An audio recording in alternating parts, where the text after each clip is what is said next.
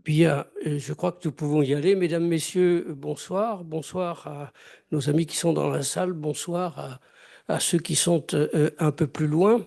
Nous allons ce soir parler de l'Union européenne, pas des élections au Parlement européen, si vous le voulez bien. Nous allons parler de l'Union européenne sous le signe de politique étrangère. La revue de l'IFRI, qui a publié depuis ces derniers mois, ou durant ces derniers mois, plusieurs articles, plusieurs dossiers sur l'avenir, comment dire, incertain de cette Union européenne. Un avenir incertain parce que il est défié par les événements, la guerre d'Ukraine, etc. Et puis qu'il est défié par des questions de plus long terme, qu'il s'agisse des questions économiques, de la transition écologique, de la course à la puissance, un peu plus largement dans le monde, ou de la course technologique. Finalement, la question à la mode à l'heure actuelle, c'est est-ce que l'Europe va se décider à devenir une puissance? C'est autour de cette question, en gros, que va s'organiser notre débat de ce soir. Vous connaissez les hauts spécialistes qui sont avec nous ce soir. Claude France Arnoux, ancien ambassadeur, ancienne ambassadrice également. Je la laisse choisir. Ancien directeur de l'Agence européenne de défense, qui nous fait l'honneur de conseiller l'IFRI maintenant sur les questions européennes. Élie Cohen, économiste bien connu, directeur de recherche émérite au CNRS. Et Sébastien Maillard, ancien directeur de l'Institut Jacques Delors et qui maintenant est chargé de mission, conseiller auprès de ce même institut à Londres. Je crois que vous vous occupez même de la Grande Europe là-bas. Vous allez nous expliquer. Alors on va justement commencer par cette Europe qui est plus ou moins grande, puisque je voudrais commencer par demander à Sébastien Maillard si l'élargissement dont on parle beaucoup depuis des décennies d'abord, et encore un peu plus depuis 2 ans à propos de l'Ukraine, de la Géorgie, de la Moldavie, des pays des Balkans et que sais-je encore, si cet élargissement lui apparaît être une évidence, une chance ou un risque mortel. Parce qu'en gros, les trois écoles sont représentées. Sébastien, vous devez avoir un micro derrière vous, non? Voilà, un micro par personne. Je vous en prie. Merci Dominique et merci à l'IFRI pour cette invitation et pour cette conférence sur des enjeux européens au-delà du scrutin du 9 juin. Et merci aussi de commencer par la question de l'élargissement parce que c'est finalement une question dont on débat assez peu, je trouve, en tout cas qui est de fait absent des sujets de cette campagne électorale. Mais c'est un sujet d'actualité, comme vous l'avez rappelé. Euh, non seulement depuis 2 ans, effectivement, avec la guerre en Ukraine et les nouvelles candidatures qu'elle a immédiatement suscitées, et puis parce que même dans les prochaines semaines, le 25 juin, je crois, les négociations d'adhésion avec l'Ukraine et la Moldavie devraient officiellement démarrer. Donc on est, donc si on regarde l'agenda stratégique des prochaines années, oui, l'élargissement, on va continuer à en parler pour encore quelques décennies. Et puisque vous soulevez la question de la puissance, effectivement, la question qu'on peut se poser, est-ce que pour une Europe puissante, est-ce qu'il faut qu'elle soit une Europe élargie ou au contraire, est-ce que cet élargissement peut être préjudiciable à sa puissance? Je voudrais d'abord peut-être commencer par rappeler que l'élargissement n'est pas un sujet connexe à l'Union européenne, aux questions européennes, ce n'est pas une diversion. En fait, c'est inhérent à la construction européenne depuis le début.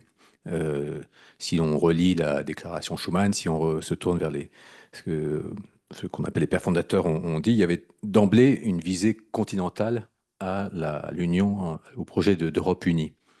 Mais quand je dis visée continentale, ce n'est pas une visée impériale.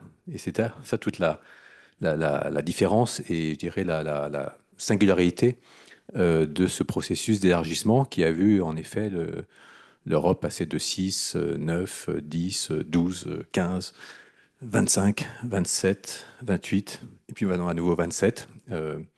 effectivement, c'est peut-être curieux de s'intéresser à l'élargissement quand on habite à Londres, comme c'est mon cas maintenant. Mais je reviendrai un peu sur le Brexit un peu plus tard. Mais il faut savoir que le Royaume-Uni, encore aujourd'hui, soutient l'élargissement de l'Union européenne. Euh, Tout en disant que, sachant que son avis peut-être compte moins, mais ils l'ont toujours soutenu. Euh, mais s'il y a peut-être effectivement, quand je dis que c'est une visée continentale et non pas impériale, ça veut dire que cet élargissement s'est fait, bon an, mal an, sans qu'aucune candidature soit sollicitée ou encore moins forcée. Et ça s'est toujours fait. Chacun État membre est là parce qu'il le veut et parce que c'est son choix souverain. Certains ont hésité. On a vu la Norvège même faire deux référendums dans les années 70 et 90 pour finalement dire non. L'Islande, à un moment, a tâté le terrain. Voilà. Et on peut non seulement la Suisse aussi a eu quelques velléités, euh, mais on a finalement effectivement eu cette grande Europe aujourd'hui, euh, déjà assez grande à 27, et on a maintenant 10 candidats au total devant nous, hein, donc pour passer, en comptant la Turquie, on y reviendra, mais qui est officiellement candidate. Donc, c'est effectivement une grande affaire, redoutable, avec plusieurs paramètres, un sur l'étendue et deux sur le rythme. L'étendue, l'élargissement, quand on en parle, on a l'impression que ça peut durer ad vitam aeternam et que ça n'a pas de fin. Et ça pose la question des frontières. Je citais à l'instant la Turquie. On a effectivement octroyé le statut de candidat à ce pays en 1999.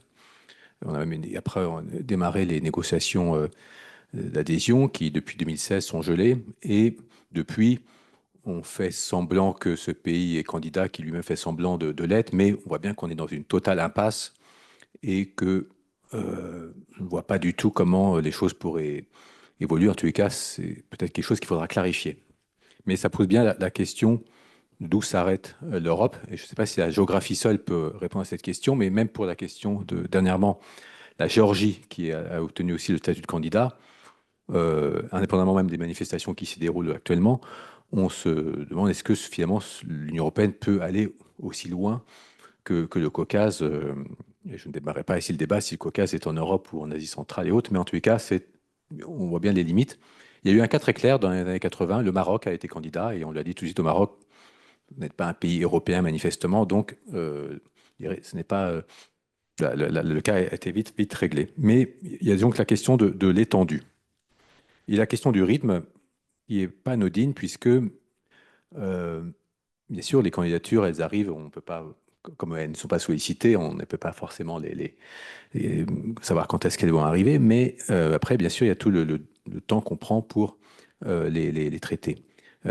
On a eu, si on résume rapidement le fil de l'histoire de la construction européenne, il y a eu pendant un certain temps, je dirais, 3 entrées tous les 10 ans. On a eu 3 dans les années 70, Royaume-Uni, Irlande, Danemark. On a eu 3 dans les années 80, en Méditerranée, Espagne, Portugal, Grèce, Espagne, Portugal. 3 dans les années 90 avec l'Autriche, la Finlande et la Suède.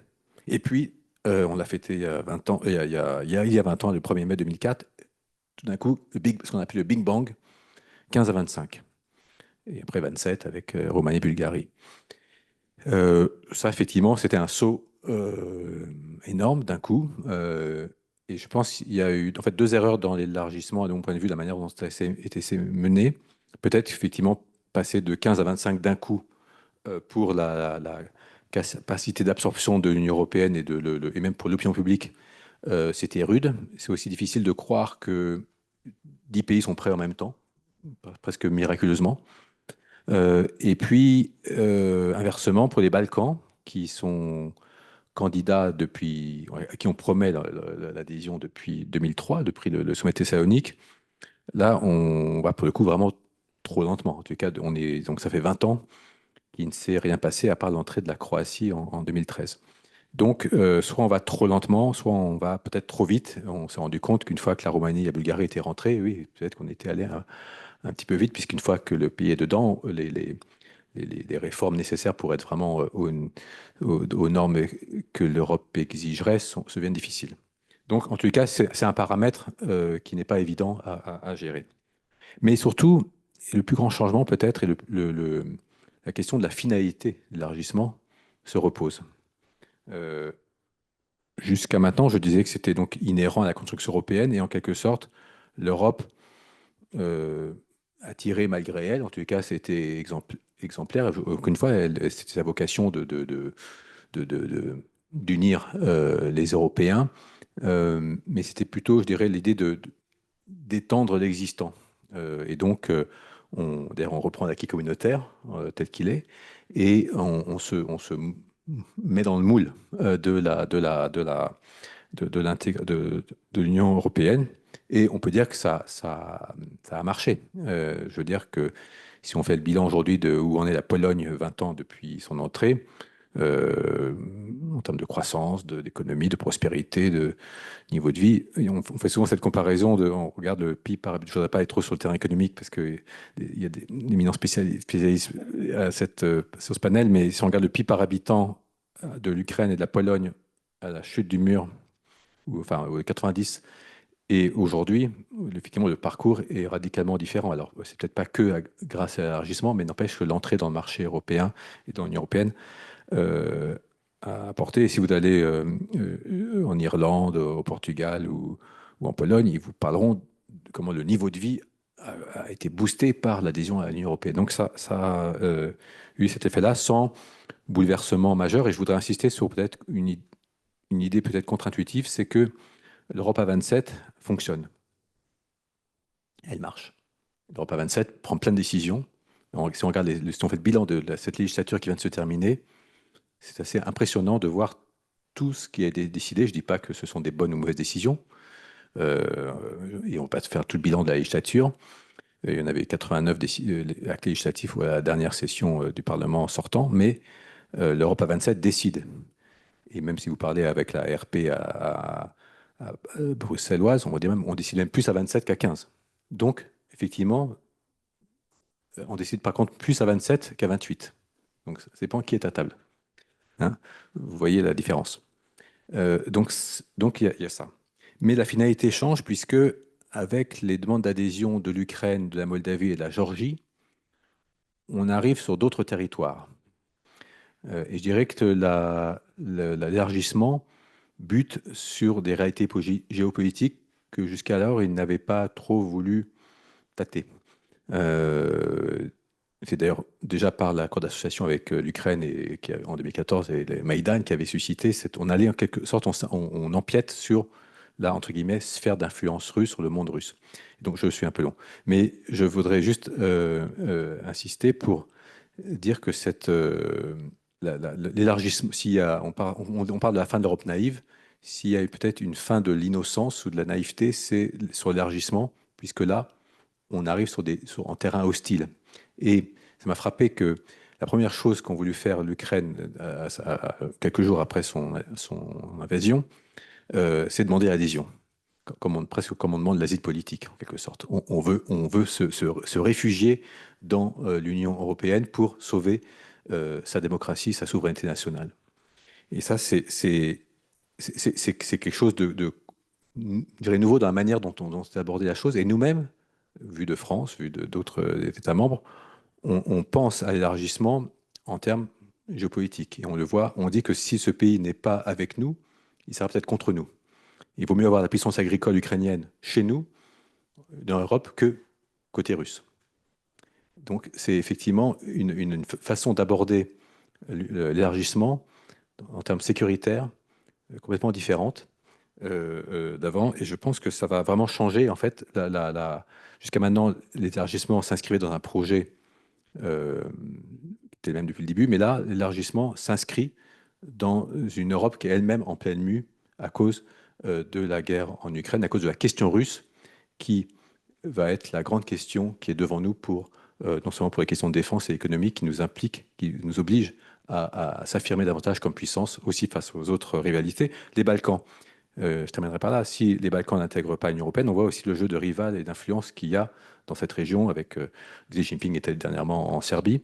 Donc voilà, il n'y avait pas du côté européen, l'élargissement était accepté puisque pour être, je dirais, comme un bienfait de la construction européenne. Aujourd'hui, il devient une nécessité pour davantage s'affirmer comme une Europe puissance. Et c'est toute la difficulté, y compris effectivement budgétaire, et là aussi de fonctionnement, on pourra peut-être en parler dans le jeu des questions, qui se pose pour les années qui viennent. Merci.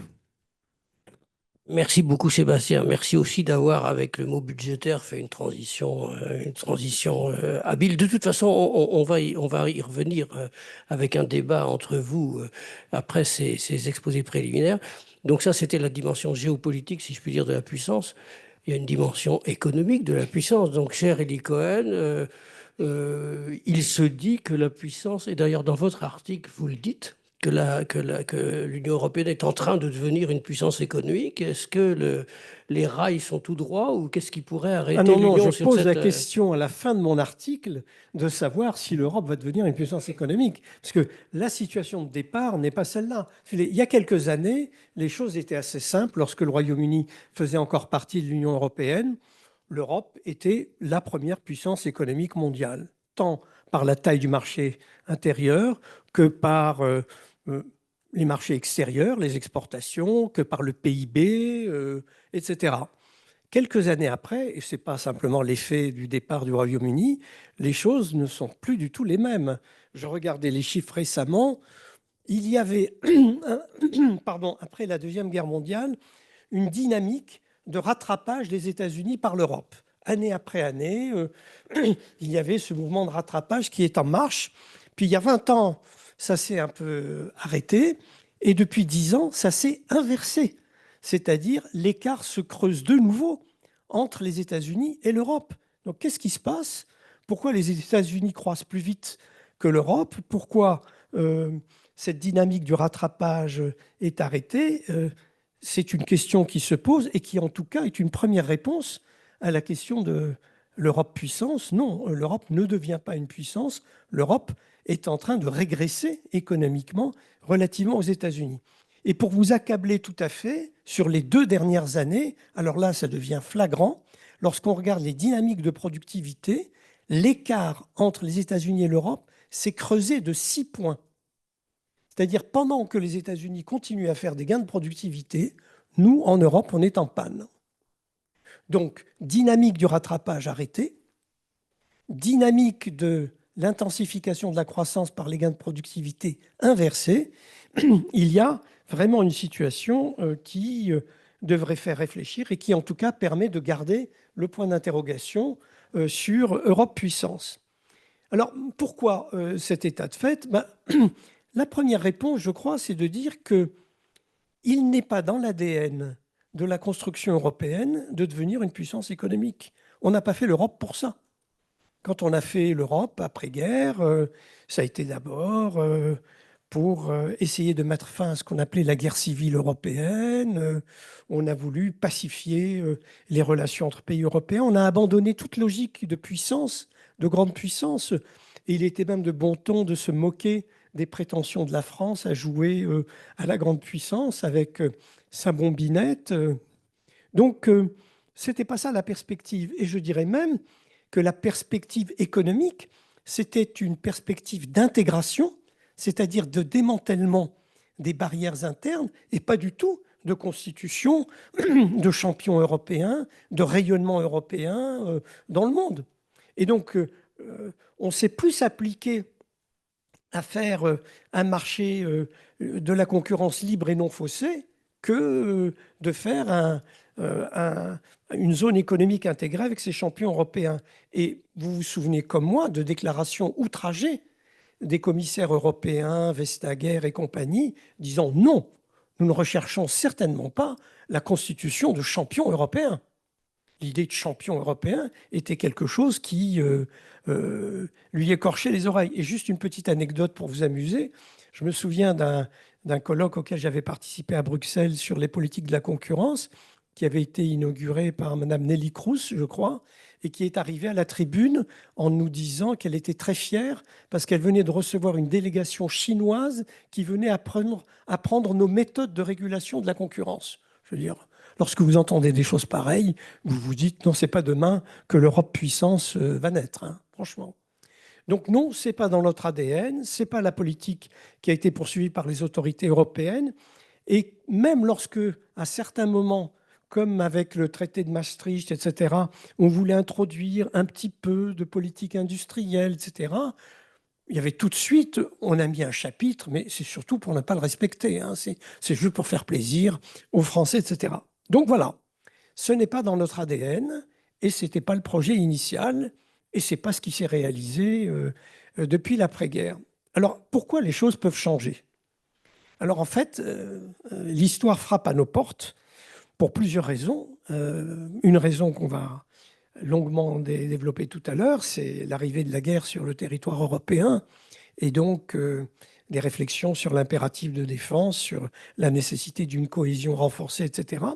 Mais pas seulement avec la crise du Covid, on a découvert que les chaînes d'approvisionnement mondiales étaient d'une grande fragilité, qu'elles pouvaient s'arrêter. On a découvert avec effroi ce que n'importe quel étudiant d'économie de deuxième année aurait pu dire à nos dirigeants politiques, c'est que les réglementations prises en Europe, notamment en matière d'environnement, de chimie, etc., faisaient que tout ce qui était chimie sale quittait l'Europe et allait s'installer en Chine et en Inde. Et on a découvert comme ça que 80% de nos approvisionnements en principe actifs du paracétamol venaient d'Inde et de Chine. Ce que, encore une fois, chacun savait. Donc, on a découvert le fait que les chaînes d'approvisionnement mondiales étaient fragiles. On a découvert que la sécurité d'approvisionnement n'avait jamais été notre objectif. Et on a découvert que même les politiques commerciales pouvaient être des politiques stratégiques utilisées à des fins géopolitiques. Là aussi, on aurait pu l'expliquer à nos dirigeants depuis très longtemps, notamment à nos dirigeants européens, mais ils ont eu l'air de découvrir que la Chine pouvait faire un usage stratégique de sa politique commerciale, que les États-Unis pouvaient faire un usage stratégique de leur politique commerciale, et que donc se contenter de se plaindre parce que les autres ne se comportaient pas conformément à la lettre des traités commerciaux, c'était une vision un peu naïve. Donc il y a eu cette découverte géopolitique, de la fragilité commerciale, de la fragilité sanitaire, des problèmes de défense. Et donc là, l'Europe a été sommée de réagir. Et la bonne nouvelle, comme vous l'avez dit, c'est qu'elle a réagi en franchissant toutes les lignes rouges très rapidement. Je me souviens d'avoir beaucoup débattu sur l'emprunt européen, qu'on appelait à l'époque l'idée Dresde de l'or. On en a parlé pendant 10 ans et rien ne bougeait. Et puis hop, après le Covid, on a ouvert les vannes très rapidement. Alors en écrivant bien entendu que c'était pour une fois, qu'on ne le reprendrait pas deux fois, que c'était un montant limité, que c'était des circonstances exceptionnelles. Mais on l'a fait quand même. On a mobilisé des sommes absolument considérables et on a décidé de les distribuer sous forme de crédit et d'aide, et en fait essentiellement sous forme d'aide à des pays pas pour faire face aux urgences, mais pour les aider à se développer, c'est-à-dire à pousser la transition énergétique, la transition numérique, à faire face à leurs problèmes de déficit d'approvisionnement. Donc, on a été capable de faire ça.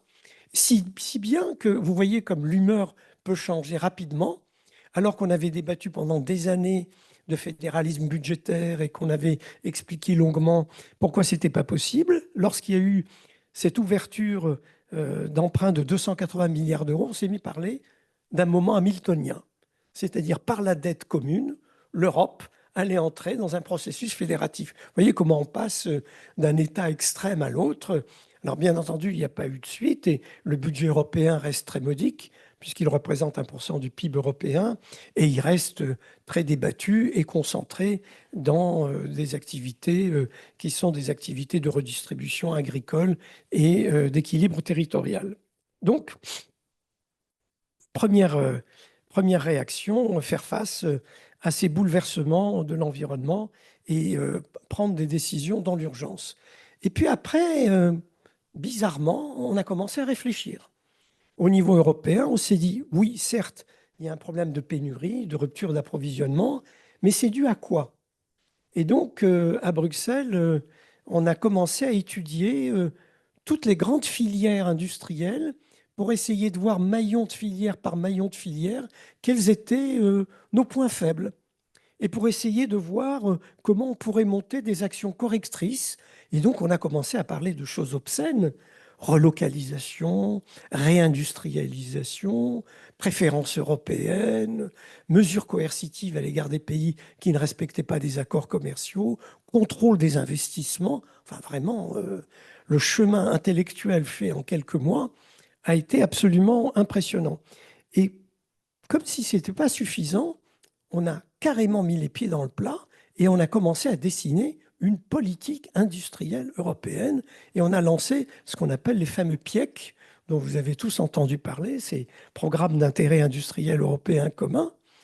Et dans ces PIEC, alors au début, on a dit, attendez, vous avez mal compris, c'est pas politique industrielle. On va autoriser ce que jusqu'à présent on n'autorisait pas, c'est-à-dire des aides publiques moins conditionnées, un assouplissement des règles de concurrence, des rapprochements possibles ad hoc entre entreprises européennes. En fait, on a bien désigné un certain nombre de secteurs. On a bien décidé des ambitions dans ces secteurs. On a dit, par exemple, qu'on voulait doubler la part des composants électroniques fabriqués sur le territoire européen. Ça, c'est pas rien, ça. C'est d'un volontarisme extrême. Ça ressemble à la planification de papa, à la française. Et comme les entreprises ne s'implantent pas spontanément, et que les entreprises détentrices de la technologie de ces composants sont soit asiatiques, soit américaines, on a dit, on va aider ces entreprises à venir s'installer en Europe. Et devinez ce qui s'est passé. Il y a eu une course à l'échalote. Les Français, les Italiens, les Allemands surtout, et accessoirement les Polonais, etc., se sont mis à sortir leur chéquier à qui ferait le plus gros chèque, à Intel, qui n'est pas fauché, à TSMC, qui n'est pas fauché, pour venir... Je suis trop long, il faut que je m'arrête. Sur le territoire européen. Donc voilà, j'essayais de vous faire cette boucle. Donc on est au début du commencement de quelque chose qui ressemble à une action volontariste pour peser sur la spécialisation industrielle de l'Europe. Et peut-être est-ce là un début d'embryon de puissance européenne. Merci, Elie. Alors, donc, ça a mal commencé, mais ça finit mieux. Le point d'interrogation a des fluctuations. Alors, et sur la défense, ça commence mal et ça va mieux aussi. Qu'est-ce qui a changé, Claude France, depuis 2 ans? Qu'est-ce qui fait que on peut penser raisonnablement aller plus avant vers... alors, je ne sais pas comment il faut dire, parce qu'une Europe de la défense, personne ne sait ce que ça veut dire. Une défense européenne, Horresco Referens. Quelque chose d'européen en matière de défense. C'est quoi cette chose? Alors, effectivement, moi, je n'ai jamais compris. Ça marche? Oui, ça Je n'ai jamais compris ce que voulait dire Europe de la défense. J'ai toujours trouvé que ça voulait dire qu'on voulait faire quelque chose, mais on ne précisait pas ce que ça voulait dire. Et alors, je peux vous dire que ça ne se traduit dans aucun État membre. Ça ne se traduit pas en anglais, mais je crois que ça ne se traduit en aucune langue. Et ça montre un petit peu le côté creux et le côté rhétorique de la notion. Moi, je pense une politique européenne de défense, comme on a une politique agricole ou comme on a une politique commerciale, c'est comme on va avoir, on a maintenant et qu'elle va croître une politique industrielle. C'est ce qui me paraît avoir du sens. Alors, qu'est-ce qui a changé? Je crois que ça a déjà été dit, en fait. C'est la guerre.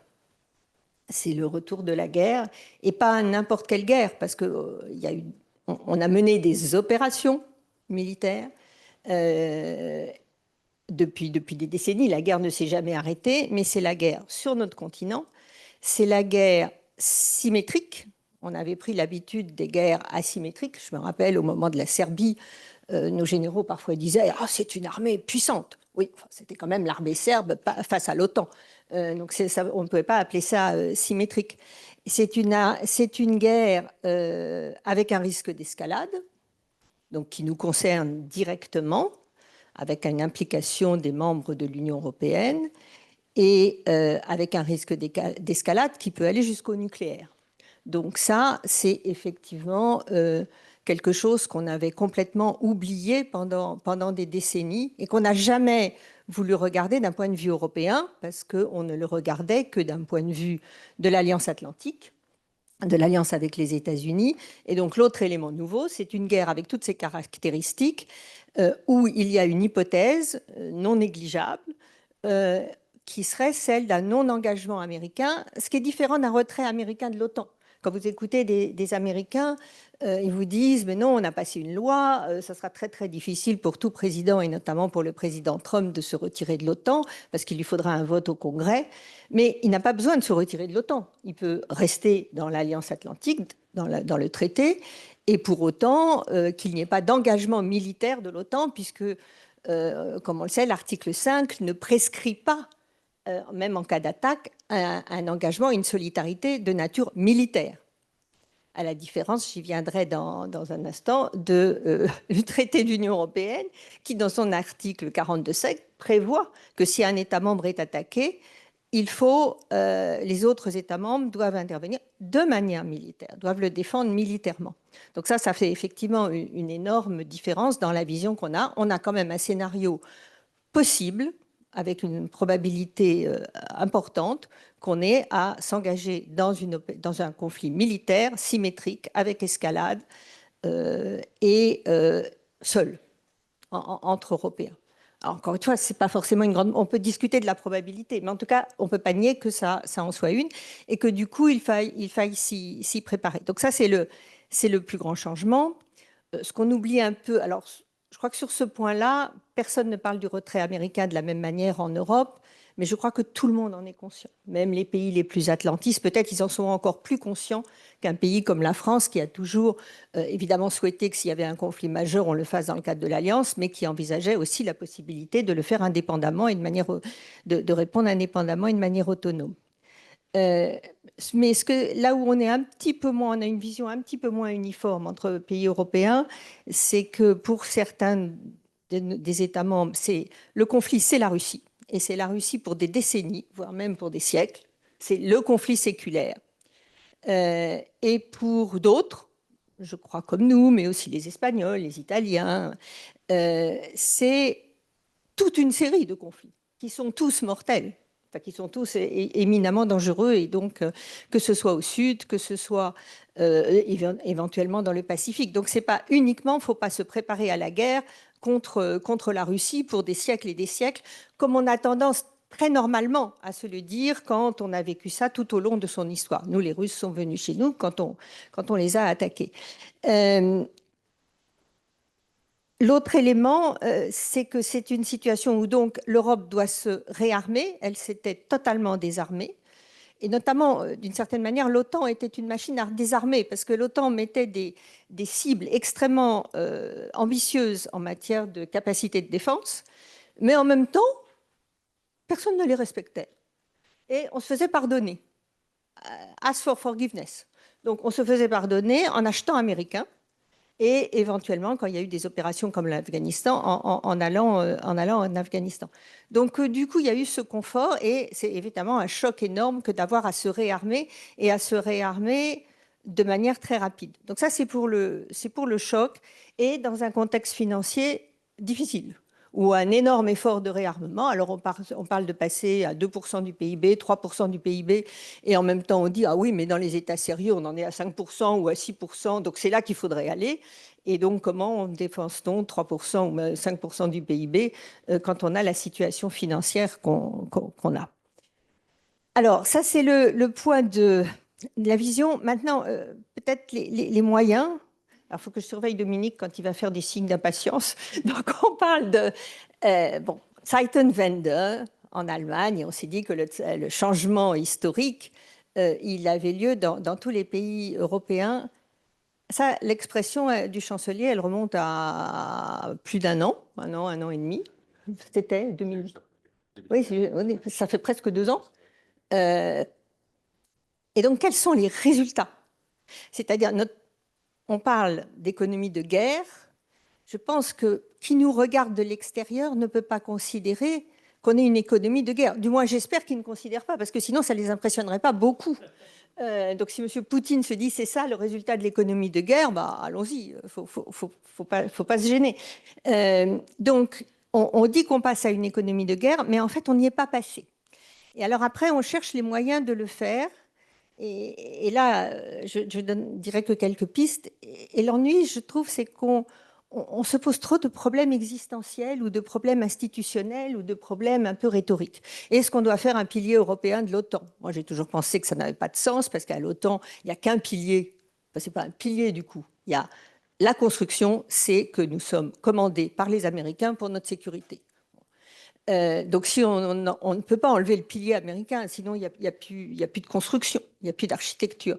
Mais sans doute politiquement, et c'est un mot à saluer, il faut le dire pour que ça passe et pour qu'on montre bien que ce qu'on fait dans la défense européenne, ça ne vient pas miner l'OTAN, bien au contraire, ça vient le renforcer.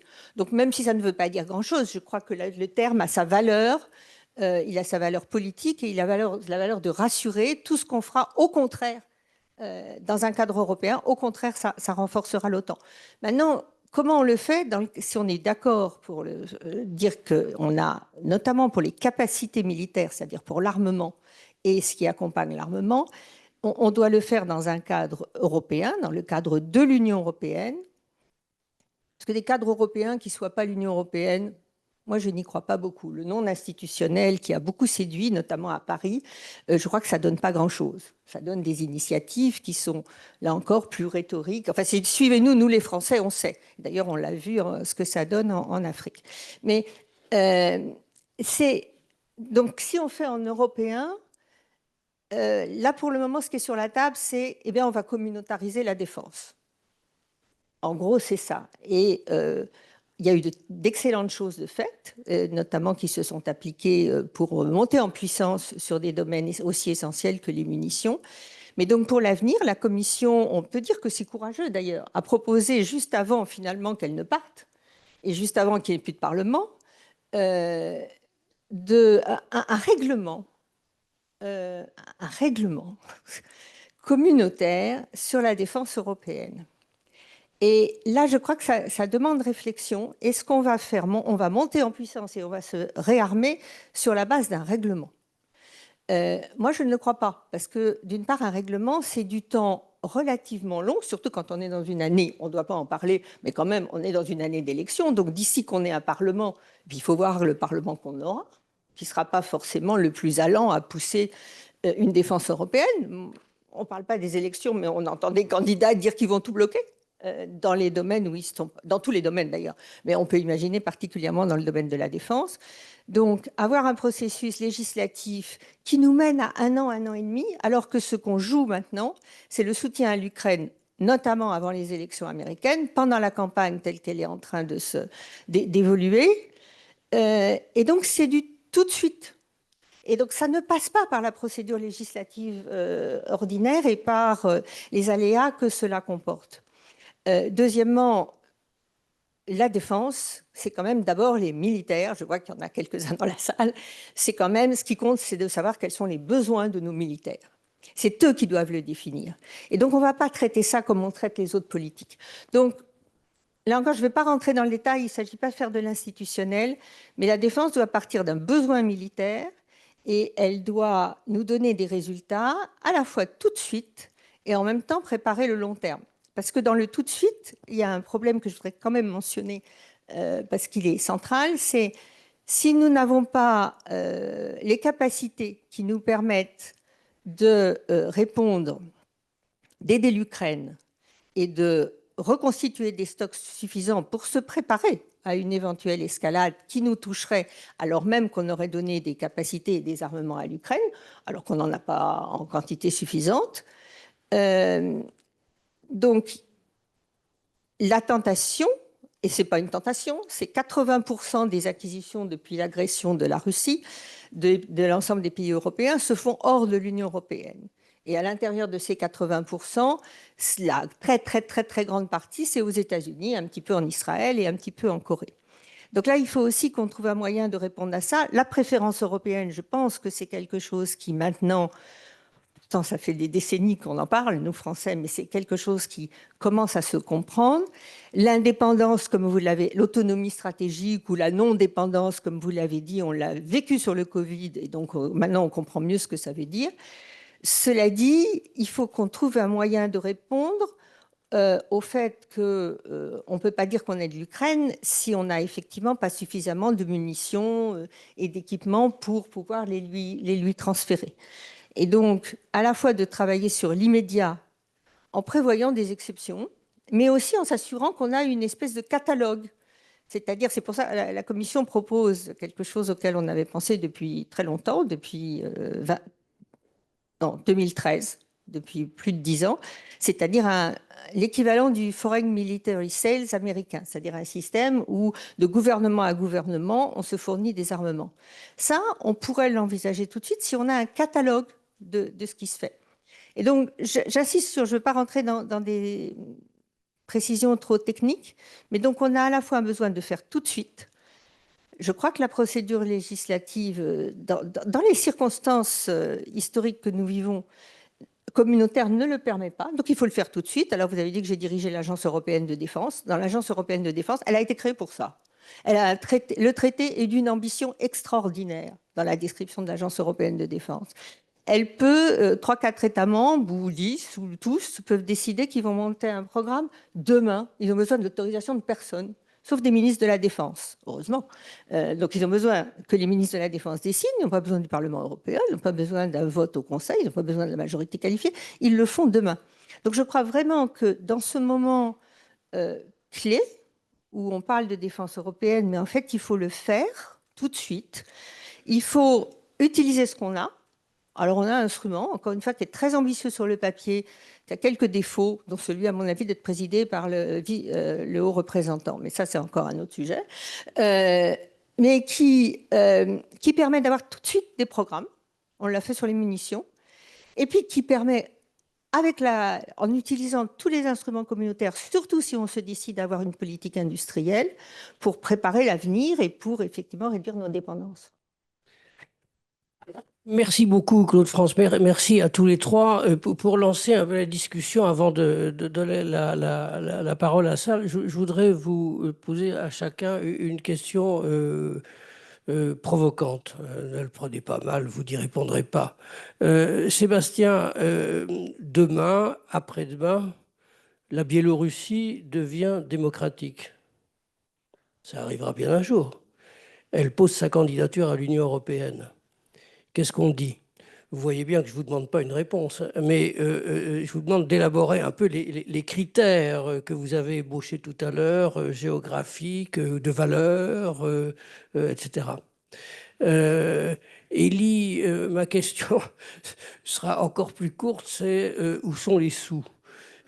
Parce que les politiques industrielles, tout ça c'est très beau, mais les défis financiers face à l'Union sont absolument énormes. Vous avez cité la transition écologique, la transition technologique, la reconstruction de l'Ukraine, etc. Je veux dire, alors évidemment, c'est pas dans le budget européen actuel qu'on va arriver à trouver ça, mais est-ce qu'il est raisonnable de penser que l'Union, et en particulier une union élargie, arrive à se mesurer à ces défis?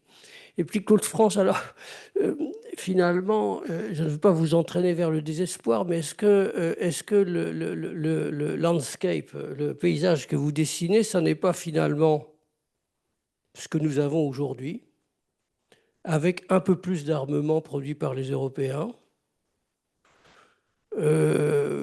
peut-être un petit peu plus de structure de commandement, vous n'en avez pas parlé, mais un état-major européen un petit peu plus opérationnel pour les interventions extérieures. Mais finalement, dans une conception stratégique bouclée par les institutions telles qu'elles existent à l'heure actuelle, et donc en gros par l'Alliance Atlantique. Bon, ce contre quoi je ne suis pas, mais finalement, pour à moyen terme, un changement extrêmement ténu. Qui veut commencer? Je peux commencer dans l'ordre. Alors, poser la question de la Biélorussie, qui est effectivement un cas fictif, un cas d'école, mais qui pose la question, en fait, plus globalement, de cette partie du continent qui, il faut bien reconnaître, jusqu'à la guerre, l'agression russe, était un peu un impensé de la construction européenne. On avait, je dirais, autant après la chute du mur, l'Europe centrale et orientale, il n'y avait pas trop de débat sur sa place dans l'Union européenne et c'était. C'est que c'était pas nous. C'était, en tout cas, ça fait partie du continent européen géographiquement. Là, il n'y a pas photo. Certains vous diront que le centre géographique de l'Europe se trouve même en Ukraine. Et c'était la question d'une part, quand on a fait les accords d'association étroite avec la Moldavie, l'Ukraine ou la Géorgie, c'était même pensé comme une alternative à l'élargissement, clairement, en tout cas du point de vue de la France, mais d'autres pays. Et la première raison, c'est effectivement l'aspiration du peuple du pays.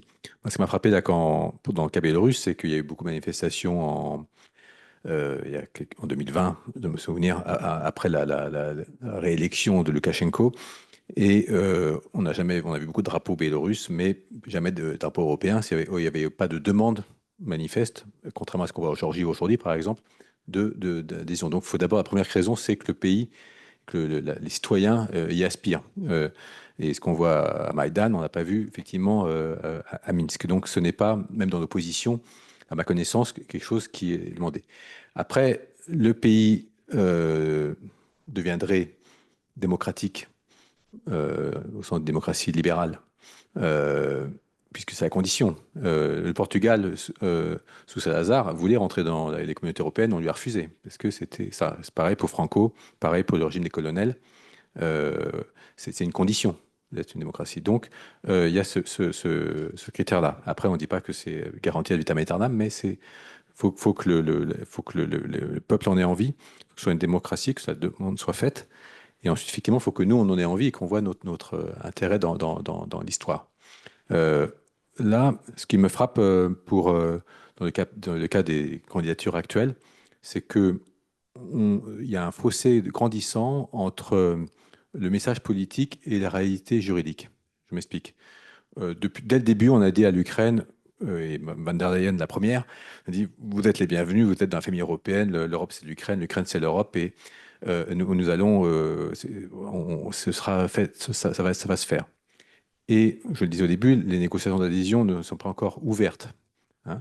Et donc, on envoie des messages politiques très forts, et après, on se hâte lentement pour que effectivement, la négociation se prenne. Mais je pense que, pour terminer, l'élargissement de demain ne va pas se faire, surtout dans le cas de grands pays, hein. Je ne parle pas du Monténégro, là, je parle de l'Ukraine, avec tout le respect que je peux avoir pour le Monténégro, c'est que je crois de plus en plus à l'intégration graduelle. Jusqu'à maintenant, nous avons eu des États membres. Vous savez, vous faites les négociations d'adhésion durent souvent en moyenne une décennie. Il y a 35 chapitres. Et tout d'un coup, ça y est, comme le 1er 2004, vous êtes État membre et là, budget européen, vote, enfin, on passe de 0 à 1. Là, dans l'intégration graduelle, on peut déjà le voir dans plusieurs accords passés avec l'Ukraine, de fait de cet accord d'association, mais aussi, je pense, à l'énergie, aux télécommunications, à l'éducation. On peut déjà, en fait, se glisser petit à petit dans l'Union européenne et je pense que l'intégration sera comme ça, beaucoup plus par étapes, graduelle, qui peut peut-être se traduire sur un plan institutionnel. Il faudra voir comment ça peut se traduire. Mais en tout cas, je pense qu'on ira. Et ça permet aussi de garder, de tenir un peu les choses pour que si sur le plan démocratique, sur le plan de l'état de droit, ça se dégradait, on ne soit pas coincé comme nous le sommes parfois avec certains États membres. Merci beaucoup. Il faudra aussi qu'on dise un petit mot de la communauté politique européenne. Je ne veux pas vous relancer, mais qui semble avoir disparu d'ailleurs du débat. Élie. Alors pour moi, la réponse est très simple. Où trouver l'argent? Mais il y en a beaucoup et on ne sait pas quoi en faire. Est-ce que vous savez que le principal problème européen aujourd'hui, c'est de faire l'union des marchés de capitaux? Parce que nous avons une épargne excédentaire, nous avons notre épargne qui va s'investir aux États-Unis et ailleurs, et notre grand problème, c'est d'essayer de tourner notre épargne vers l'Europe elle-même. Et donc, il suffit, si j'ose dire, de trouver les bonnes incitations pour que cet excès d'épargne disponible vienne s'investir en Europe. Alors là, on a, je dirais, des montagnes d'études qui montrent, par exemple, que par rapport à une évolution tendancielle du réchauffement climatique et des effets de ce réchauffement climatique sur le PIB européen, il vaudrait infiniment mieux investir maintenant, et même investir maintenant beaucoup, parce que les gains en PIB ou les espérances de moindre perte en PIB seraient considérablement importantes. Donc, si vous voulez, ce n'est pas un hasard si l'un des sujets essentiels aujourd'hui, c'est de voir comment orienter l'épargne européenne vers l'Europe. D'où, encore une fois, les problématiques sur l'union des marchés de capitaux. Bon, ça, c'est ma réponse générale. Ma réponse plus détaillée, c'est que vous savez très bien que dans les déficits et les dettes que nous avons aujourd'hui, il y a les mauvais déficits et les mauvaises dettes. Les mauvais déficits et les mauvaises dettes, c'est ce qui couvre les dépenses courantes. Il n'y a aucune raison qu'on s'endette en France pour financer nos angines et nos grippes. Il n'y a aucune raison. Par contre, il est tout à fait légitime de s'endetter pour investir dans la transition énergétique, dans les investissements numériques ou dans des opérations de ce type. Donc voilà, jusqu'à présent, on a considéré en France en particulier que la priorité, c'était la consommation et la protection sociale. Peut-être qu'on va progressivement réaliser que l'impératif de défense, l'impératif de transition énergétique, l'impératif du rattrapage technologique doivent conduire à de nouveaux arbitrages. Voilà. Merci, Élie, pour ces semi-bonnes nouvelles. Alors, Claude France, ça sera mieux avec le micro. Je ne sais pas si je vais bien répondre à votre question, Dominique, mais moi, Vous je ne n'êtes pense pas obligé. qu'on ait besoin d'un grand dessin, avec un E ou sans E, pour définir, par exemple, on parle maintenant d'union de la défense. Je ne pense pas qu'on ait le temps pour ça et qu'on ait les moyens, y compris intellectuels et de disponibilité de nos gouvernants, pour ça, dans toute l'Europe. Donc je crois que si on fait plus d'armement, si on fait plus de ceci, plus de cela, c'est bien. Et si l'Alliance Atlantique, si on monte à un niveau de guerre où l'Alliance Atlantique, naturellement, devrait intervenir et que les Américains sont avec nous, c'est bien. Donc, je crois que l'OTAN conserve sa pertinence, ça me paraît être une bonne chose et souhaitable. Et entre-temps, nous, et ça renforce authentiquement d'ailleurs l'OTAN, mais en même temps, s'il nous fait défaut, ça nous donne un recours. On monte en puissance. Alors, vous avez raison, Dominique, je n'ai pas du tout parlé des moyens de commandement. Je crois quand même, quand on a l'article 42.7, quand on a ce risque de non-activation de l'article 5, ça veut dire qu'éventuellement, c'est jamais très clair ça d'ailleurs, on n'aurait pas la disponibilité des moyens communs de l'OTAN. Il n'y en a pas beaucoup, mais il y a quand même les moyens de communication de sécuriser, des moyens de renseignement, SHAPE, enfin toute la capacité de planification et de mener une opération. Non, je veux dire, il n'y a pas de troupes, il n'y a pas d'avions, il n'y a pas de missiles, mais il y a exactement ce qui les fait fonctionner. Et donc, qu'on s'assure que si jamais on veut mener en coalition d'Européens ou dans le cadre de l'Union européenne, peu importe, mais dans une coalition de pays européens, on ait les moyens, ces moyens-là, de le faire. D'où le fait que l'état-major soit enfin un état-major et qu'on lui en donne les moyens et qu'on arrête de rechigner pour faire en sorte, maintenant que les Britanniques ne sont plus là, ils soient juste toujours en dessous du niveau où on pourrait lui faire confiance pour mener une opération. Donc je crois que, moi je suis désolée, c'est pas du tout intellectuel, hein, et dire ça à l'IFRI, c'est pas joli, mais il ne faut pas viser une construction intellectuelle, il faut viser juste à faire avec ce qu'on a maintenant. Et ça fera une différence. Et je trouve vraiment encourageant ce que vous avez dit. Si on a une vraie politique industrielle, si on peut drainer l'épargne. Aujourd'hui, les banques ne veulent pas prêter dès lors qu'il s'agit d'armement. Et on ose parler d'économie de guerre. On dit qu'on est en économie de guerre, ils ne prêtent même pas dans le dual. Enfin, dès que c'est dual, ils ont peur. Oh, ça commence timidement pour que la BEI commence à peine à financer du dual. Et je crois que c'est un dialogue qu'il faut avoir que les gouvernements vont avoir avec la nouvelle tête de la BEI. Mais pensez que la BEI n'intervient pas dans le domaine de la défense. Donc effectivement, il faut drainer les parts. Moi, je ne suis pas du tout économiste, mais il y a aussi des propositions de defense bonds. Et donc je crois que c'est ça qui fera le Big Bang. Et puis, on a parlé de l'argent, on a parlé de la politique industrielle, et puis il y a les hommes, enfin les humains, les hommes et les femmes. Donc, il faut aussi une économie de défense. C'est aussi que nos populations acceptent de travailler pour la défense, enfin acceptent de travailler, d'avoir moins de grippe et moins de dépression, et acceptent de travailler pour la défense. Et donc ça veut dire à la fois pour l'industrie de défense et puis évidemment pour les armées, où on a un vrai problème, et je crois dans la plupart des pays de l'Union européenne. Merci beaucoup, Claude France. Mesdames, Messieurs, je crois que ces commentaires ont ouvert de larges champs de réflexion. Vous avez la parole. Est-ce qu'il doit y avoir un micro qui... Oui, oui, je vous en prie. Monsieur, derrière, juste devant vous. Voilà, je vous en prie. Voilà. Ah, merci. Oui, Oui, merci beaucoup je vous en prie. pour cette très intéressante intervention. Ce qui frappe quand même beaucoup, c'est la divergence entre l'ambition Europe puissance et la fragilité institutionnelle. On traverse pour l'instant une période un peu bizarre qu'on pourrait qualifier d'intergouvernementale depuis que la législature est arrivée à sa fin. Et cette période se caractérise par deux choses. D'une part, un affrontement potentiel entre deux institutions, le Conseil européen et le Parlement, et d'autre part, une très grosse incertitude sur le résultat des élections, de quelle majorité, qui pourrait aboutir à un blocage sur la nomination de la Commission. Donc l'Europe n'aurait non seulement plus de boussole, mais il n'y aurait même plus de pilote dans l'avion. Et je voulais vous demander, sur chacun des trois domaines qui ont été cités, quelles seraient les conséquences et quel pourrait être le plan B. Merci. Les conséquences post-blocage. Oui. Merci. Il n'y a pas d'affaires courantes, je Non, non, pense. non, non, non. Merci beaucoup avec votre compétence, monsieur, d'avoir soulevé ces preuves institutionnelles. Donc, je crois que vous êtes tous les trois interpellés.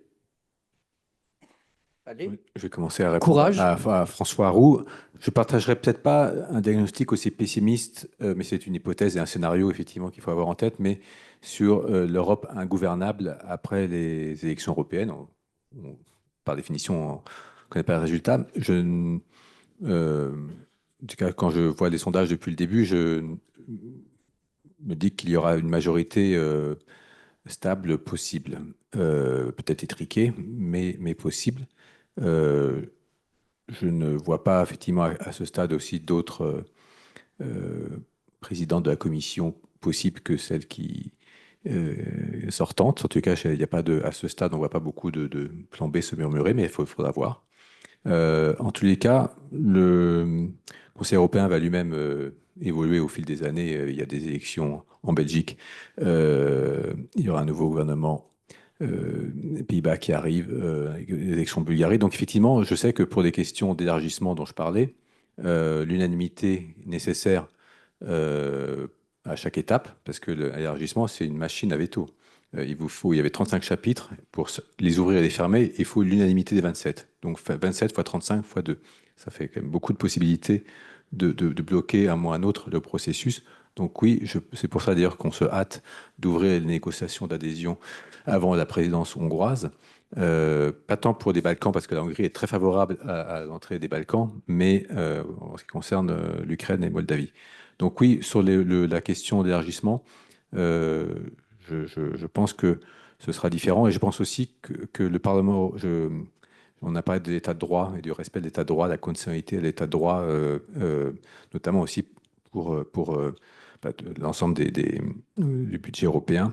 Je pense que là, ce sera peut-être un Parlement européen moins engagé, moins passionné par ces questions d'état de droit que le Parlement sortant, si on en croit les sondages et la configuration qui sort. Mais je comprends votre inquiétude, mais rien n'est écrit par avance et le scénario n'est pas forcément écrit que ce sera un blocage. Je ne crois pas du tout à l'hypothèse du blocage pour plusieurs raisons. La première raison, c'est que je suis frappé de constater qu'au Parlement européen, il y a une plasticité des alliances que je n'avais pas osé imaginer avant. J'ai vu par exemple que Mme Meloni était en train de se rapprocher de Mme von der Leyen.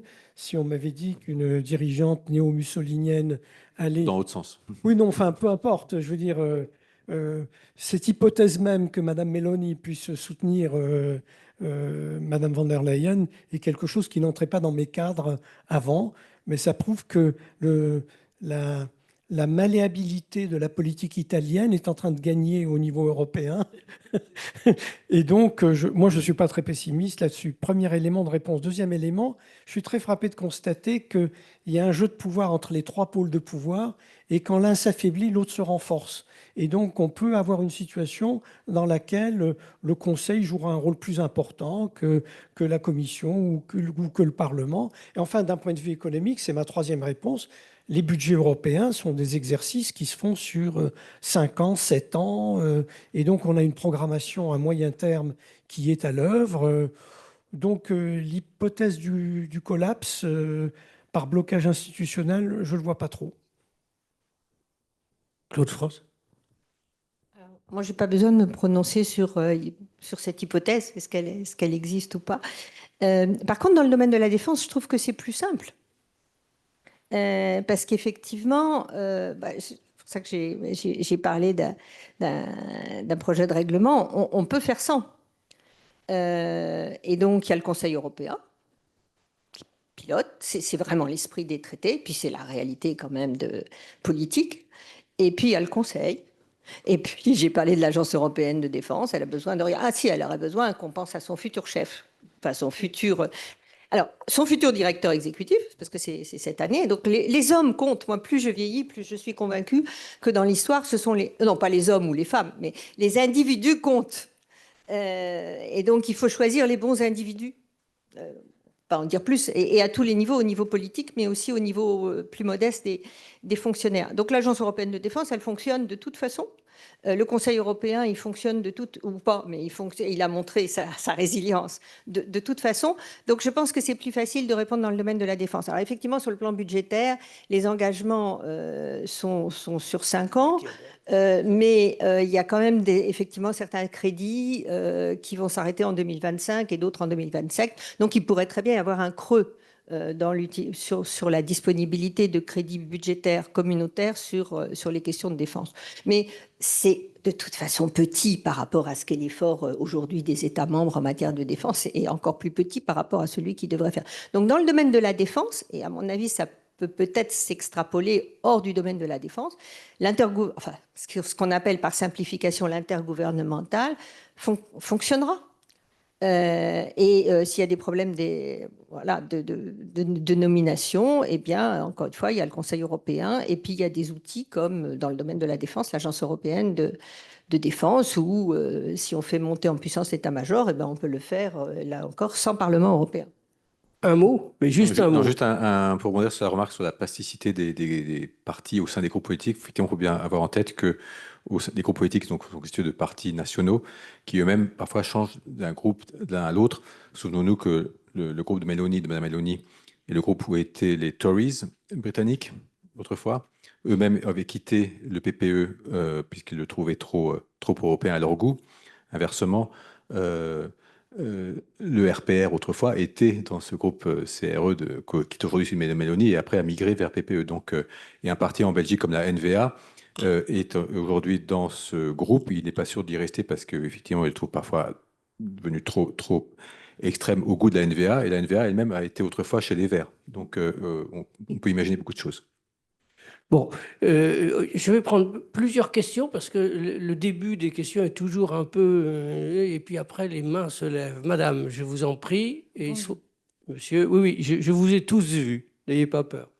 Merci beaucoup pour votre contribution. Moi, c'est Dina Hekab de l'ambassade d'Égypte en France. Oui. J'ai 2 questions. Premièrement... Parlez bien dans le micro, madame. OK, vous m'entendez comme ça? La première question concernant la politique de défense européenne. On a entendu de cette idée, M. Macron a parlé durant son discours à Sorbonne et maintenant la notion de l'autonomie stratégique. Mais moi, personnellement, je ne sais pas comment appliquer ça. Il y a l'idée des empreintes communes, mais il y a quelques pays comme l'Allemagne, l'Hollande qui sont un peu contre cette idée. Il n'y a pas un consensus entre les pays européens. Comment on peut arriver à appliquer une politique de défense commune sur le niveau européen? Ma deuxième question, c'est un peu concernant la situation à Gaza. Parce que moi, quand j'ai lu le titre de cette réunion concernant quelle boussole pour l'Union européenne, j'ai cru peut-être qu'on peut aussi aborder la situation en Gaza, puisqu'on a parlé de l'Ukraine. On compte beaucoup, comme l'Égypte, comme les pays arabes, sur l'Union européenne et on valorise un rôle plus efficace et plus important au Moyen-Orient. Donc, je pense que l'Union européenne, pour être un joueur pas seulement économique, pas seulement sur le niveau militaire, mais aussi politique, elle doit s'intégrer dans les autres crises dans le monde, pas seulement en Europe. Merci beaucoup. We hope so. Merci beaucoup, madame. Espérons. Monsieur, là, mais je vous ai tous vus, n'ayez pas peur. Philippe, oui. Et soyez, voilà, soyez maintenant court, s'il vous plaît. Non, je voudrais brièvement passer du détail au tableau général.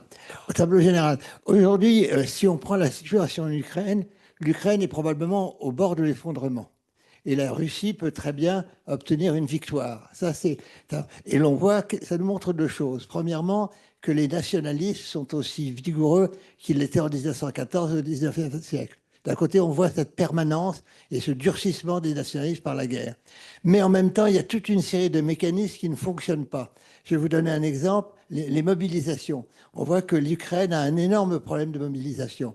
L'Ukraine veut mobiliser les Ukrainiens qui sont à l'étranger. Évidemment, les jeunes Ukrainiens ne veulent pas. Comment? Imaginons qu'en 1916, au moment de la bataille de Verdun, il y ait des centaines de milliers de déserteurs français. Comment nous aurions pu tenir à Verdun? Donc, un peu réfléchir sur ce tableau général qui change la donne. Autrefois, c'était la guerre qui réglait la question. Est-ce que c'est la guerre qui règle la question aujourd'hui? Là-bas, il y a un monsieur là-bas qui a levé la main depuis longtemps. Je ne veux pas qu'il se vexe.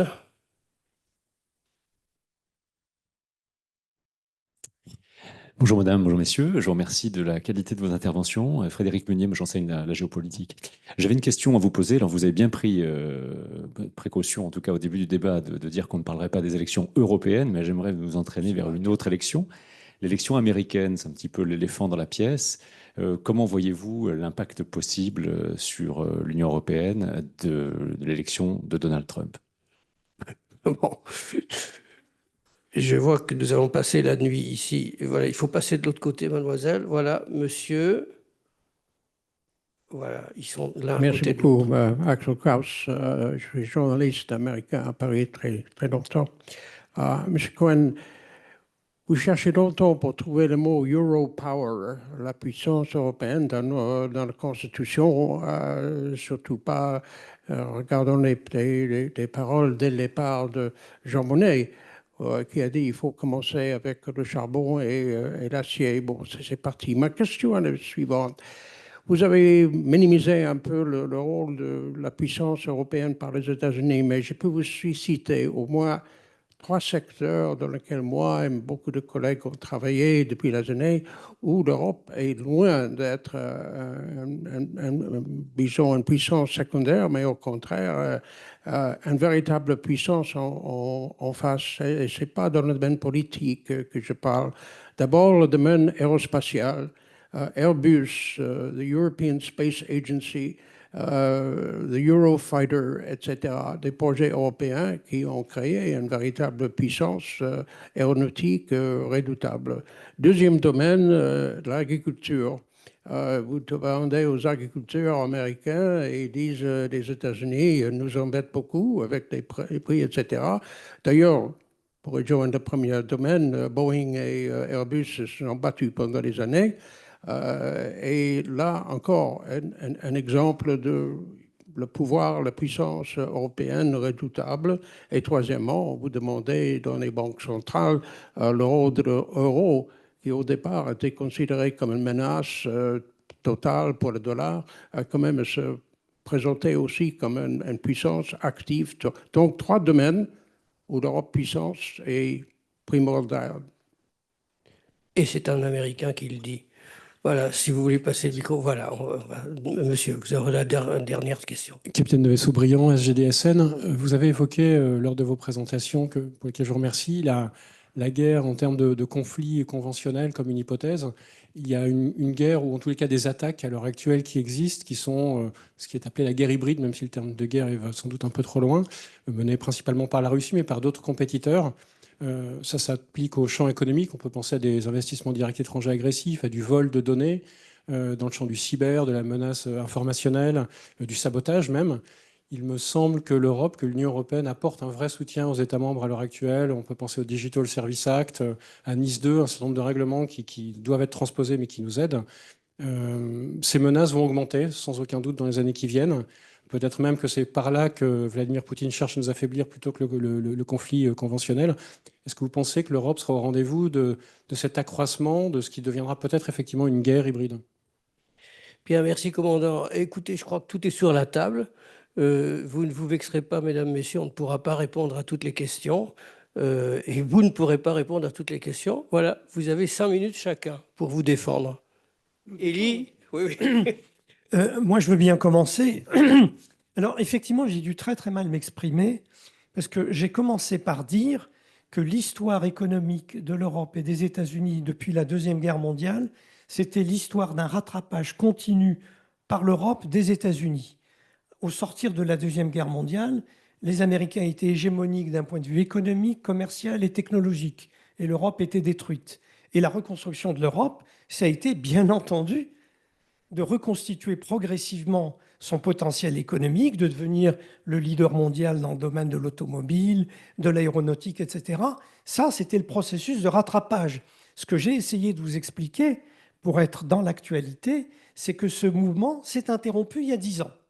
Et ma question, c'est pourquoi ce mouvement s'est interrompu? Parce que depuis 10 ans, non seulement les États-Unis continuent à mener la course en tête, mais le fossé se creuse à nouveau avec l'Europe. Et c'est ça qui est problématique. Alors pourquoi? Eh bien, on investit beaucoup moins en R&D, on est beaucoup moins innovant, on a une spécialisation industrielle qui a pris un coup dans l'aile. N'oubliez pas que le cœur de l'industrie automobile, c'est le cœur industriel de l'Europe et c'est le cœur de l'Allemagne. Et cette industrie automobile européenne, aujourd'hui, est en difficulté. Vous avez tous en tête les images du déferlement de véhicules électriques venant de Chine. Donc, la messe n'est pas dite du tout pour les États-Unis, pas pour l'Europe, qui peut très très bien réinvestir dans la recherche, l'innovation, la transition énergétique, la transition numérique. J'ai dit qu'elle en avait les moyens, qu'elle essaye de se donner les moyens institutionnels. L'Europe continue à être excédente commercialement, ce qui n'est pas le cas des États-Unis. Ça veut dire qu'on a un excédent d'épargne. Donc voilà, c'est ça la situation de l'Europe. Ce que j'ai essayé de montrer, c'est qu'il fallait ouvrir les yeux sur la situation actuelle et essayer de voir les éléments d'amélioration et les éléments de difficulté. Merci beaucoup. Vous avez le micro, alors allez-y. Rapidement, je ne pourrais pas effectivement répondre à toutes ces pertinentes et lourdes questions, mais peut-être à Philippe Moreau-Desfarges sur la guerre en Ukraine. Moi, justement, je ne redoute pas tant dans les prochains mois un blocage de l'Union européenne, mais je dirais son impuissance si vraiment il y avait une offensive marquante de Vladimir Poutine dans les prochains mois sur le front ukrainien et qu'il avançait. J'entends beaucoup d'inquiétudes sur finalement qu'est-ce qu'on fait. On peut faire un 15e train de sanctions, on va essayer d'envoyer plus de munitions, mais je pense que ça, c'est la question la plus redoutable qui va se poser sitôt le lendemain des élections européennes, sur qu'est-ce qu'on est prêt à faire de plus, vous parliez d'économie de guerre, si vraiment cette guerre prenait un tournant dans l'offensive qui déjà commence. Donc ça c'est peut-être la question la plus redoutable et immédiate, urgente pour nos dirigeants. Et avant tout, pas tant pour les députés européens que pour ceux qui sont à la table du Conseil. Sur l'élection américaine, je crois qu'elle est dans toutes les têtes. Je vois bien qu'aujourd'hui en Europe, on a vu dire en tout cas sur le premier mandat de Trump, la menace unit les Européens, y compris les pays comme les Pays-Bas, d'autres et autres, se rendent compte que effectivement l'allié atlantique peut nous ignorer, en tout cas faire sans nous, y compris sur le plan commercial, et y compris d'ailleurs, on l'a vu même avec Biden, pas seulement avec Trump. Donc ça ne peut que inciter les Européens à serrer les coudes des jeux collectifs. En tout cas, ça, c'est l'hypothèse optimiste qu'on peut voir. Inversement, si Biden était repassé, ce que vous souhaitez, ça peut aussi avoir un effet anesthésiant et penser que finalement, voilà, tout va bien se passer dans la relation transatlantique. Donc, dans le climat politique à la table du Conseil européen, en effet, que ça aura un effet majeur. Et aussi, je pense au Royaume-Uni, où la relation avec les États-Unis est primordiale. Et là aussi, cette élection, sachant qu'il y en aura aussi au Royaume-Uni cette année, peut-être, si j'ai bien vu aujourd'hui, le 4 juillet, le futur gouvernement, selon qui est à la Maison-Blanche, et en vue aussi de la nouvelle équipe qui sera à Bruxelles, peut-être reverra aussi sa propre relation avec l'Union européenne. Bon, donc votons Trump. C'est bon pour l'Europe. Ce n'est pas ce qu'il faut souhaiter. Effectivement, Bernard Guetta, dans son livre, dit Poutine et Trump sont les meilleurs agents unificateurs de l'Europe. Je ne voudrais pas qu'on en passe par là pour s'intégrer. Mais ce qui compte surtout, c'est, au-delà des personnes, c'est si on arrive à avoir une analyse commune de la menace, qu'elle soit russe ou américaine, en l'occurrence, différemment, pour s'unir. Claude France. Votons Trump, ça me mène à la question sur la menace hybride. Effectivement, ça fait partie des actions hybrides où on vote. L'hybride. Voilà, là, on ne doit pas voter. C'est très difficile de répondre à votre question parce que c'est une myriade de moyens et ça reste en fait un peu... C'est tellement multiple ce qui constitue des attaques hybrides ou des menaces hybrides que c'est difficile de voir comment on peut l'accrocher. Évidemment, moi, il me semble qu'il y a un niveau européen. En même temps, il y a, je pense, une plus grande vulnérabilité des démocraties face à ça, une plus grande fragilité. Donc, de voir comment on peut aussi parfois être moins naïf au niveau européen sur les moyens de se défendre, que ce soit contre des attaques d'État ou des attaques de criminalité organisée. On a parfois un puritanisme en matière de droit, notamment la Cour de justice, qui fait que nous nous désarmons nous-mêmes face à ce type d'attaque. Donc ça montre que ce ne sont pas que des aspects très concrets, il y a aussi cet aspect il faut pouvoir lutter, et nous luttons contre des attaquants possibles qui ne sont pas des démocraties. Et puis après, il faut mettre en commun tous les moyens que nous pouvons avoir, et notamment les moyens technologiques. À une certaine époque, notamment contre les cyberattaques, il y avait beaucoup d'États membres qui ne voulaient rien partager. Donc je pense qu'on doit passer à une autre étape où il faut pouvoir partager et non pas avoir cette approche de renseignement où on garde ce qu'on sait faire et on le cache. Peut-être très rapidement, madame, parce que c'est difficile de répondre à votre question en l'intégrant dans 5 minutes. Sur Gaza, moi, je n'ai pas cette compétence. Vous avez... Il faut être honnête, la politique étrangère de l'Union européenne, elle ne peut résulter que d'un consensus et après, elle ne prend un sens que quand elle s'applique à des actions concrètes. Il y a des actions concrètes et après, dans la manière dont c'est présenté, chaque État membre chez soi a son opinion publique. Comme vous savez, ça dépend de l'histoire et ça dépend de contraintes qui sont liées à l'histoire. Et c'est une des difficultés de la politique étrangère européenne. Dans le domaine de la défense, vous êtes très dubitative, mais... Si vous prenez les textes, ils sont d'une ambition énorme. Et ces textes, ils ont été votés à l'unanimité et ils ont été ratifiés. Donc, il suffit de les mettre en œuvre. Après, ça ne veut pas dire qu'on est tout de suite d'accord sur des defense bonds, mais enfin, on a pu l'être sur le Covid et sur la récupération de nos économies après le Covid. Moi, je suis plutôt optimiste là-dessus. Je pense que c'est tout à fait possible que ça passe. Dernier point, Sébastien a déjà répondu sur les élections américaines. Si je peux ajouter un mot. On ne peut pas avoir peur tous les 4 ans et terroriser en se disant où va l'Europe, il y a une élection aux États-Unis. Surtout que sur le message des Américains, on veut pouvoir pivoter vers l'Asie, on veut s'occuper de nos propres affaires, on veut défendre nos intérêts. Et de toute façon, on défendra nos intérêts, comme on l'a d'ailleurs généralement fait. On avait le message depuis Obama, qui était certainement le président dont les Européens se sentaient le plus proches. Et même avant. Donc, on sait que les États-Unis veulent qu'on soit capable de se défendre tout seul et ils viendront probablement d'autant plus qu'on en sera capable. Moi, dans les fonctions que j'ai occupées, le meilleur allié, c'était le Pentagone, pas le département d'État, le Pentagone. Parce que avoir des Européens qui n'ont pas besoin d'eux pour le ravitaillement en vol, pour avoir des munitions précises, etc., c'est leur intérêt. Donc moi, je crois vraiment qu'on a la possibilité. Ça sera dur parce qu'il y a une forte rivalité industrielle, commerciale, comme dans tous les domaines. Vous avez cité, monsieur, l'aéronautique et le spatial. Donc ça a toujours été très dur, la relation commerciale avec les États-Unis, dans des domaines où l'Union européenne montait en puissance. J'ose utiliser le mot puissance. Eh bien, je crois qu'on peut avoir la même relation avec les États-Unis dans le domaine de l'armement. Si vous voulez qu'on soit capable d'être des alliés solides ou être capable de faire de manière autonome quand vous avez autre chose à faire ou que vous ne voulez pas le faire, eh bien, il faut qu'on soit capable d'avoir une industrie de défense. Et moi, je crois que c'est un dialogue qu'on peut avoir avec les Américains et qu'il faut avoir, comme l'a dit Sébastien, que ce soit Biden ou que ce soit Trump.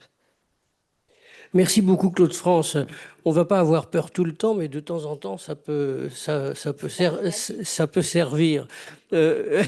Mesdames, Messieurs, je crois que je vous propose de conclure que notre avenir est radieux en tant qu'Européens, mais qu'on ne sait pas dans quelle direction. Et je vous propose que nous nous revoyions après ces élections dont il était interdit de parler ce soir pour aller un petit peu plus loin. Merci beaucoup de votre participation et applaudissons nos participants ce soir. Merci beaucoup.